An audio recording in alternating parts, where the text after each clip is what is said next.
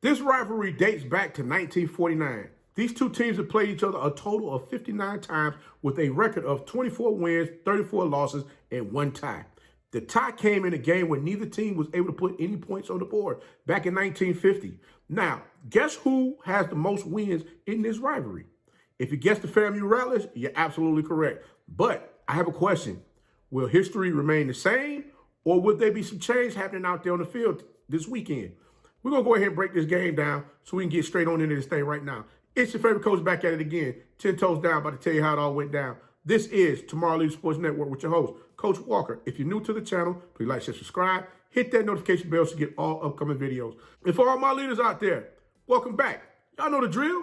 Y'all know the routine. If you haven't done so by now, make sure you like, comment, share, and don't forget to hit that notification bell so you can get all upcoming videos. And do Coach a huge favor. Tap in a friend or two and tell them to come on in. It's nothing but positive vibes over here. We're just having a good time talking about HBCU sports. But also, you can follow us on social media. The links are listed down below in the description. So without further ado, we're going to get right on into this right now because I know daggone well this is going to be another one of them tight games between these two teams. Because guess what? Every time they play each other, with the few times that there was some blowouts here and there, they leave it all out there on the field. But we're going to break it down from an offensive defense as well as a special team standpoint to give you exactly which way this game is going to go this weekend. Strap on in. Let's get to it. Both of these teams coming in this game having won their previous game. Southern Jaguars beat Alcorn State in a tight one, 38-35. And you had FAMU playing Grambling for homecoming, which they beat them 26-3. But the question I have is, how would this game shape up between FAMU and Southern's strength in this game is their offensive line and their running game. You already know you're going to see Dillon, you're going to see Ben, and you're going to see Sims and Skelton. That's right, I did say Skelton. Skelton will get out there, tuck that ball, and take off with that bad boy up the field. And if you choose to get in his path, he's going to drop that hammer on you just to let you know, hey, look, I'm here. I'm still out here on the field. Feel the wrath of Skelton. I'm coming on through like that big old train. You're going to hear him choo-choo, hit that thing and go. But the Jaguars, like I said, the Jaguars offensive line, they block until the whistle blow. Now, the big question is going to be, can the Southern Jaguars quarterback McDaniel have the same type of game that he had against Alcorn State where it was mistake-free, ball placement was on point, and not to mention they haven't used those tight ends much in their offense, so I'm waiting to see if they're going to unleash that in this game to see how they can set things up as far as with matchups against those safeties for the FAMU Rattlers. FAMU's strength is their receivers, Shreve, Hunter, and Smith, who can go up and get those 50-50 balls when the ball placement is on point. Not to mention, FAMU can use favorable matchups to their advantage, putting Bonnet out in space as well as in the backfield to utilize his speed. FAMU can definitely run the ball with their big backs, Jennings and McLeod, especially when they need those much-needed yards to keep those chains moving. FAMU offensive front got to be aggressive all game long. There's no breaks with this thing. There's no taking no time off. They got to be aggressive throughout this whole game. McKay's playmaking got to be on point. You can't be late and indecisive with your throws. You got to make precise decisions out there on the field, making sure if you're throwing the ball, you're getting that pass out there to your receivers to give them the opportunity to catch the ball, get additional yards after the defense.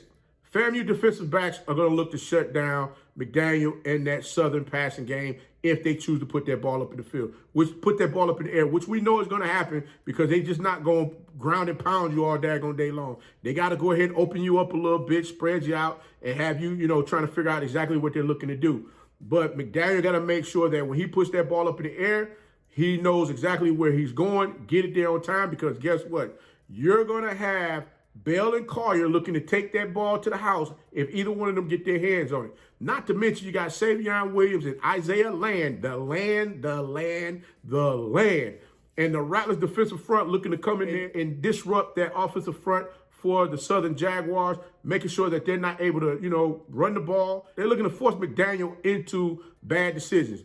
Also, fam, you got to remember one thing. They must gap protect in this defense. They just can't come up the field and not be they cannot come up the field be over-aggressive. They got to make sure they stick to their assignments, which is protecting those gaps and not allowing that Southern offense, those Southern running backs, to get through them holes, get them lanes open up for them to just run the ball up and down the field. Now, Southern defensive front, they would definitely be looking to force McKay into making bad decisions throwing the ball. with Cotton, Peterson, Payne to the Rattlers interior offensive line, and Pipeline and those DBs, they got to make sure that they're on point with their coverage. If not, it's going to be a long day because, like I said, you got those receivers for FAMU that don't have no problems catching passes. And also, they got to account for Bonnet out there on the field. If they don't, Bonnet's going to hurt them in this game. I'm just going to be honest. Southern Jaguars defense would need to slow down the FAMU running backs, Jennings, McLeod, and cover, like I said, cover Bonnet in space. If not, like I said, you're going to see X-Man Smith, Jamari Sheree, and Chad Hunter. They're going to go up and down the field like a track meet for 60 minutes.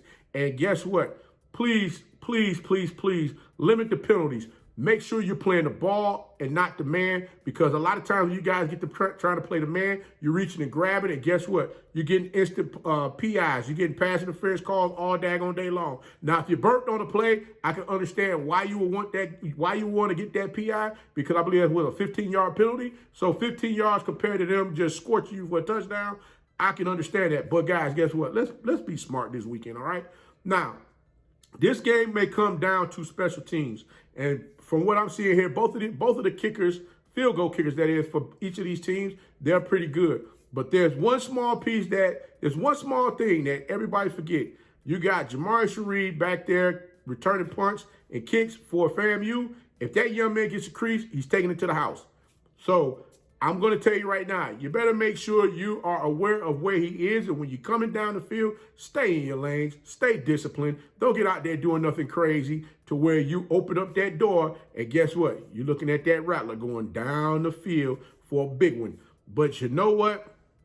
I know many of you going to ask me, hey, Coach, what is your score to this game? Guys, I'm going to drop a video with all my predictions so that way they're out there as far as what I call. I'm going to put the predictions out there so that everybody can see exactly what's going on. Matter of fact, I may do the predictions live while I'm on the road. While I'm on the road later on the day, or while I'm on the road earlier today. Depending upon how these videos come out, I might have done the predictions before this video hit. So guys, just make sure you get your predictions in there before kickoff of the first game on Saturday. And guys, it's all good. We might do us a giveaway this weekend. But you know what? You might see Coach out there in them streets this weekend. So if you see me, hey, let's dap it up. Let's say what's up. Hey, man, I appreciate all of y'all. I thank you guys for rocking with me like usual, because guess what? Without you, there's no me. And we kicking this YouTube algorithm in the behind. And that's what we're going to keep on doing, because we here, baby. We here. But until next time, guys, if you like the content, please like, share, subscribe. Hit that notification bell so you get all upcoming videos. And remember, be the one and lead.